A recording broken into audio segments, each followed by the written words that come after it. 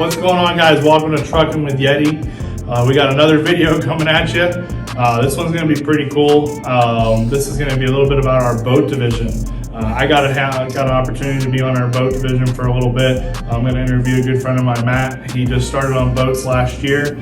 Give him a little bit of his experiences and what to expect. If any of you drivers who are currently here, or that's something you would want to work to in the future, you'll be able to get some ideas from Matt.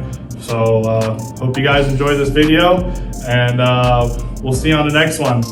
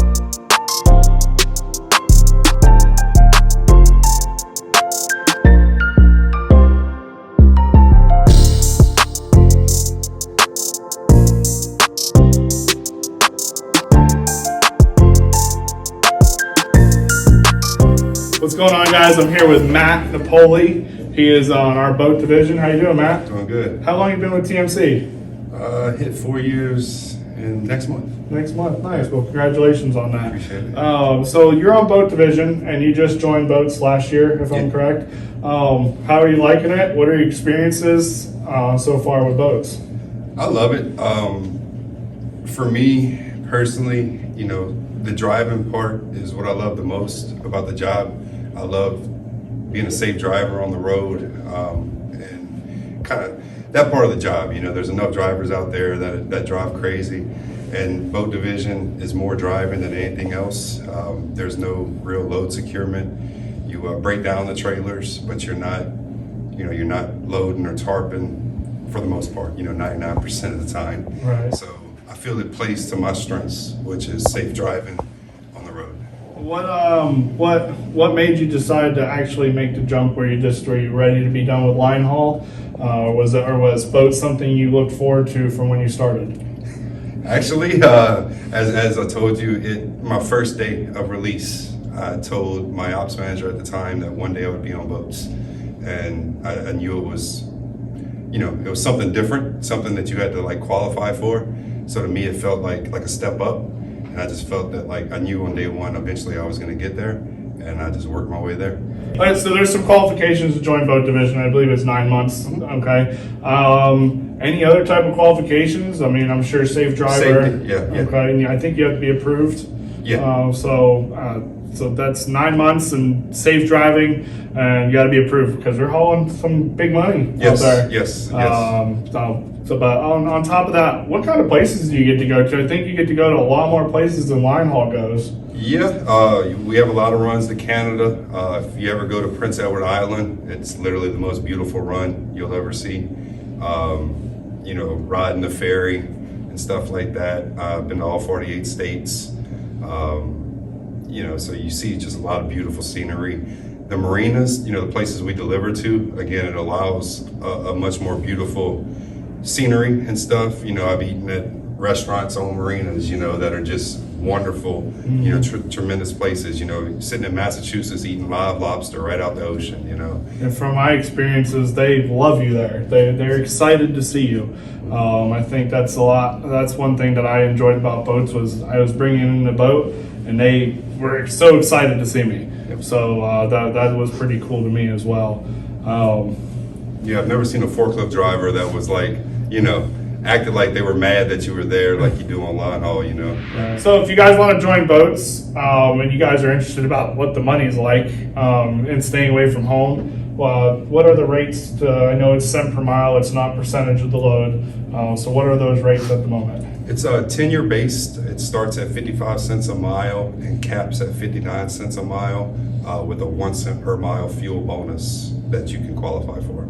Okay, and how about, I'm gonna say it's pretty much the money you make is what you put into it, how hard you wanna run. Are you doing pretty successful with the money you're making and comfortable with what you're making? Yes. In my freight lane, living in South Louisiana, and going home every weekend, it's been a boost. It's been a raise for me, and it's what I like to do. I'm sure there are some people that it wouldn't be a raise for, and there are people that it would be better for. You know, you can't speak to a certain static, one size fits all type thing. Every person's going to have their own unique situation that they can analyze before they get into it. So on top of the pay, you get paid. Are you getting paid loaded and empty? Yes, loaded and empty, and that's same rate. Same rate. Okay. Yeah, all miles. And there's another thing. Not every driver likes to drive empty. And I've had 2,300 mile bounces, 1,800 mile bounces regularly. So there's a lot of empty driving as well as a lot of loaded driving, and so it's what you want to do, what you like to do. But yeah, if the money's there, it's the same, loaded or empty. So we're going to go into home time a little bit.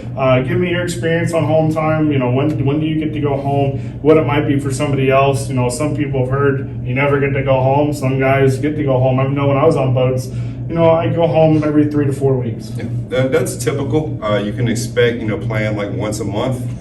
Sometimes it could be longer. Sometimes it could be shorter.